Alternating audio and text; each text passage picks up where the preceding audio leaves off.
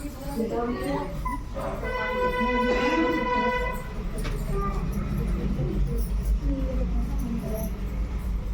बात करेंगे हम कि अभी थोड़ी देर पहले हम लोगों की बात हो रही थी कि कौन सा मिशन है ये,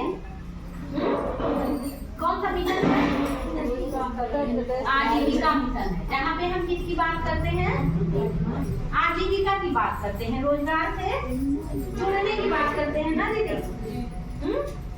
तो अब समस्या ये बात का है कि जब हम समूह से आजीविका की बात करते थे, रोजगार की बात करते थे, अपनी स्थिति अच्छी बनाने की बात करते थे, ये बात करते थे ना, तो ये कहाँ से एसएनएचडब्ल्यू की बात करते हैं?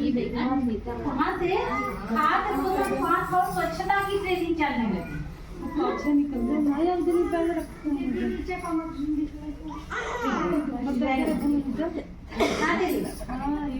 कहाँ से खाद्य पोषण स्वास्थ्य और स्वच्छता की बात आ रही? अभी सुबह से क्या, जब से आप समूह में जुड़े हो तब से आजीविका की ही बात हो रही है ना, बचत की बात हो रही है, आजीविका की बात हो रही है, गरीबी दूर करने की बात हो रही है, अपनी स्थिति सही बनाने की बात हो रही है। तो कहाँ से ये एसएनएचडब्ल्यू आ सकता? इसी के लिए हम आगे बढ़ सकते हैं रोजगार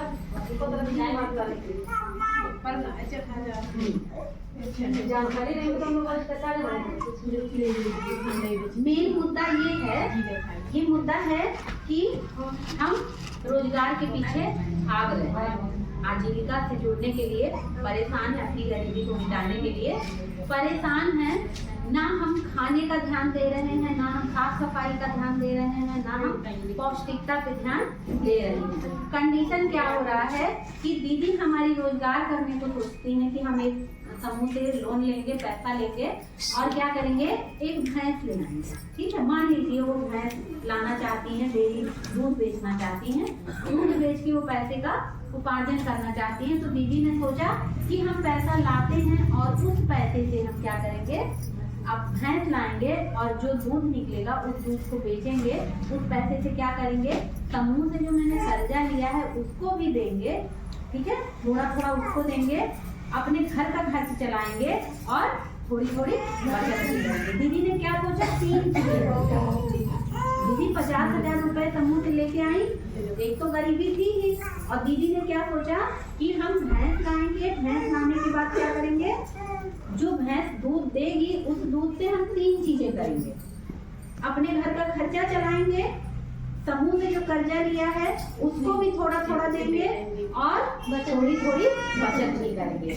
लेकिन क्या हुआ कि या तो दीदी का वो पैसा बीमारी में चला जाता है तुरंत का तुरंत, या तो आपने अक्सर देखा होगा कि दीदी अपने व्यवसाय में नहीं लगा पाती हैं और वो पैसा बीमारी में चला जाता है, खर्च हो जाता है। पहला तो ये, दूसरा अगर दीदी अपने व्यवसाय कर ली है उसके बाद बीमारी आ जाती है, तो जो उन्होंने 3 प्लान किए होते हैं कि हम समूह को भी देंगे, अपना खर्च भी चलाएंगे और अपने लिए भी बचत करेंगे, तो दीदी जितना सोची रहती हैं वो सब उनकी सोच पे पानी फिर जाता है और दीदी की स्थिति क्या हो जाती है, और खराब हो जाती है। खराब तो थी ही, उस स्थिति को सुधारने के लिए दीदी ने क्या किया, समूह से लोन लिया।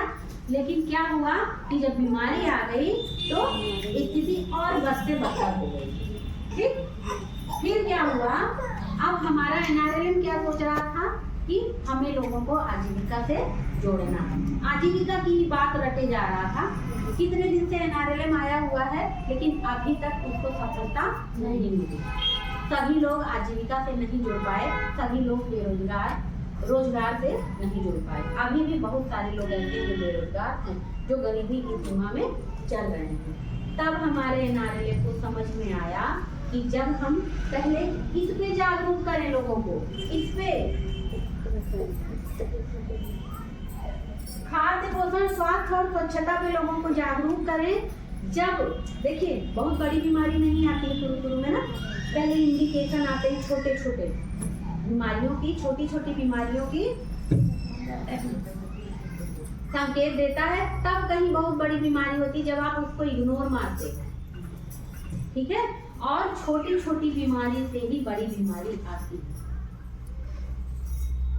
आपके पैसे कहाँ खर्च हो जाते हैं बीमारी कहीं कालरा पकड़ रहा है, कहीं बच्चे को डायरिया पकड़ रहा है, कहीं दस्त हो रहा है ना। तो ये सारी बीमारियां कैसे आती हैं? गंदगी। डायरिया कैसे पकड़ता है बच्चे को? गंदगी से। हैजा कैसे पकड़ता है? दस्त कैसे होता है ना। अगर हम खाने पे ध्यान दें, पौष्टिक चीजें खाएं, तो पहली चीज तो हमारा शरीर का इम्यून सिस्टम बना रहेगा, हमारा शरीर मजबूत रहेगा। हम पौष्टिक चीजें जिसमें कि कार्बोहाइड्रेट भी हो, प्रोटीन भी हो, वसा भी हो, ठीक है, और विटामिन भी हो, और सारी चीजें हो। और इसके साथ साथ हमको स्वच्छता पे भी ध्यान देना है। स्वच्छता पे हम क्या करते हैं कि गांव में कितने लोगों के बंद किचन है, ये बताइए। कितने लोगों के बंद किचन है? बनाते इधर से बनाई, बड़ा आना चाहिए, सबको घुमा दीजिए। बंद किचन का मतलब कि दरवाजा लगा हुआ, आप दरवाजा बंद कर दे रहे हो। कितने लोगों के है? यहाँ नहीं है, ठीक है, और नहीं है ना किचन बंद ना। अब हम गांव में, मैं भी जब जाती हूँ, जब फील्ड वर्क में जाती थी, तो क्या होता था, दीदी बहुत प्यार से पानी लाती थी, बहुत प्यार से पानी लाती थी, पेठा लाए या मीठा जो भी हो लाती थी और रख देती थी। रखने के बाद दीदी बहुत प्यार से मेरे पास बैठती थी, और उस पेठे पे क्या होता था, बहुत सारी मक्खी बैठती थी। लेकिन दीदी के प्यार में कोई कमी नहीं आती थी, क्योंकि दीदी के लिए उससे बचा नहीं जा सकता है। दीदी की सोच ये थी कि मक्खी से कहाँ बचा जा सकता, तो मक्खी से ही तो बीमारी आ रही है जी। मक्खी गंदगी पे बैठ रही है, उसी मक्खी को आप सोच रहे हो कि मक्खी से नहीं बचा जा सकता है, आपके खाने पे ही बैठ रही है। और जिनकी खुली रसोई है, बंद रसोई में तो मान लीजिए कि अंधेरा हो गया, आपने लाइट ऑफ कर दिया या लाइट नहीं है, दरवाजा बंद कर दिया, तो उसमें मक्खी नहीं है। लेकिन जो खुली रसोई है, उसमें आप क्या करते हो, खाना निकालते हो कलछुल पलटे से, और फिर उसी पे रख देते हो भगोने में। मक्खी बैठती है ना, बैठती है ना। तो आपकी सोच में तो ये है कि मक्खी से तो बचा ही नहीं जा सकता। नहीं मैम, जो करते हैं हम सब लोग, अगर वो जो गच्छर से बढ़ते हैं तो उसको अच्छी तरीके से बड़ी थाली या बड़ा कटोरा या कोई चीज को ढक देते हैं। हाँ, साइड से भी मक्खी अंदर ना जाए। ठीक, तो वो दीदी जागरूक है तो ठीक है ना। तो ऐसे सबको जागरूक होने की जरूरत होती है। कुछ दीदियां है ना, दीदियां नहीं, कुछ लोग हैं जो खाते हैं, खाने पे मक्खी बैठी रहती है, और उनसे बोल दो कि मक्खी बैठे इनसे कहाँ बचा, खाने दो क्या कब बन जाएगा।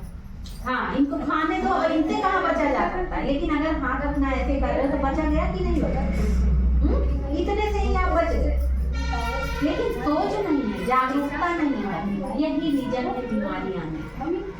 यही कारण है भाई, मक्खियाँ मल पे बैठ रही हैं कि नहीं, बच्चे की पॉटी पे बैठ रही हैं, बड़े की पॉटी पे बैठ रही हैं, नाली पे बैठ रही हैं, किसी के फोड़ा फुंसी हुआ है अगर खुला है तो वहाँ बैठ रही हैं, गंदगी पे बैठ रही हैं, पता नहीं कहाँ कहाँ बैठ रही हैं। और वही आप खाने पे बैठने दोगे तो बीमारी आएगी कि नहीं आएगी।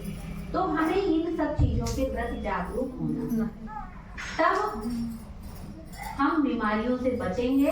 तब एनआरएलएम को समझ में आया कि पहले हम इन लोगों को खाद्य पोषण, स्वास्थ्य और स्वच्छता की ट्रेनिंग दें, प्रशिक्षण कराएं, लोग जागरूक हो, पहले बीमारी ना आए, तब जाके लोग आजीविका से जुड़ेंगे, तब हमारे एनआरएलएम का मिशन पूरा होगा। समझ में आ गया? ये बातें समझ में आ गई कि क्यों एफएनएसडब्ल्यू की जरूरत पड़ी, इसलिए जरूरत पड़ी जो अभी तक नहीं। ठीक है, बर्तन धुल के रखते हैं,